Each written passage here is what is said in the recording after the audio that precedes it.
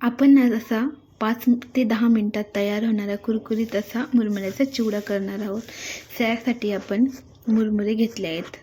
मुरमुरे हे आपण एका कढईमध्ये काढून स्वच्छ गाळून घेणार आहोत आणि स्वच्छ करणार आहोत. त्यानंतर आपण शेंगदाणे, खोबरं, हिरवी मिरची आणि कढीपत्ता हे छान तेलात तळून घेणार आहोत.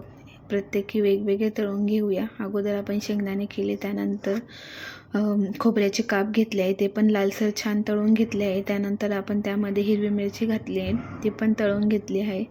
त्यानंतर आपण त्यामध्ये कढीपत्ता टाकूया, तोही लाल छान तळून घेऊया.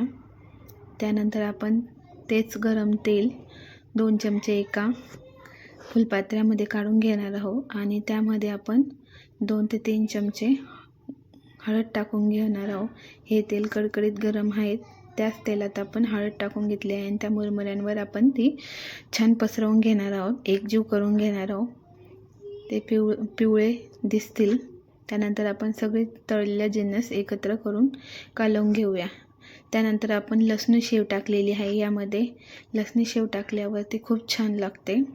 आपण यामध्ये मिठाचा अजिबात वापर केला नाही, कारण की मुरमुरे खारे असतात.